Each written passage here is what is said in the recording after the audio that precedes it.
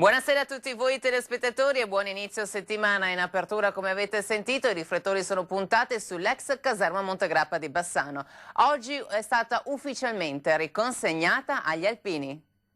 È stato veramente commovente sentire nel silenzio che palpitava il cuore, quasi fosse un battito solo, ed è il cuore che batte per questa caserma. Momenti di commozione, di senso patriottico, di appartenenza, con la riconsegna delle chiavi dell'ex caserma Montegrappa agli alpini e la firma della convenzione tra Regione e Penne Nere, si è segnata una data che resterà negli annali della città ai piedi del Monte Sacro alla Patria, perché è stato un momento in cui una città, Bassano, un intero territorio, quello veneto, una comunità unita nel tricolore, ha vissuto concretamente la restituzione di un pezzo di storia, un pezzo di cultura e di tradizione.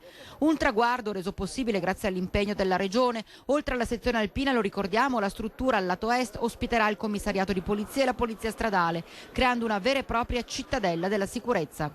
Questa storia nasce 2 anni fa, lì abbiamo iniziato a mettere giù il progetto di quello che diventerà qui la cittadella della sicurezza e fin dall'inizio la Palazzina Comando venne individuata come un edificio, una sede da lasciare all'ANA e in particolare alla sezione Montegrappa, quindi un lavoro iniziato 2 anni fa che oggi arriva a compimento con una consegna effettiva e non con le promesse che in tante altre occasioni sono state fatte su questa caserma. Ben chiaro il futuro della Palazzina Comando. Qui poi c'è la voglia e la volontà di fare un museo della storia alpina, vediamo quanto è vissuto quello sul Ponte degli Alpini, e qui ci sarà il museo della Prima Guerra, un centro studi, qui sarà un po' una foresteria per tutti gli alpini che dal resto d'Italia vorranno passare di qui magari per andare in sacrario militare.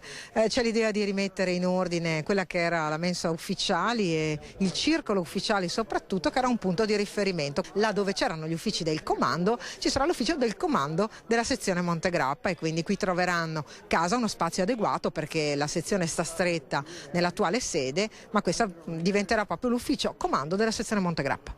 Un esempio, e proprio nell'anno del centenario della Grande Guerra, per le giovani generazioni. Quello che è il mio auspicio è che questa caserma ritorni a vivere non solamente come ricordo di un passato, ma soprattutto come un investimento per il futuro. Soprattutto guardo alle nuove generazioni e spero che questo diventi una cittadella delle identità, dei valori, proprio quei valori che servono ai nostri giovani oggi. Sono immagini scioccanti che testimoniano un autentico incubo. Sono le immagini rese pubbliche da Roberto Zancani.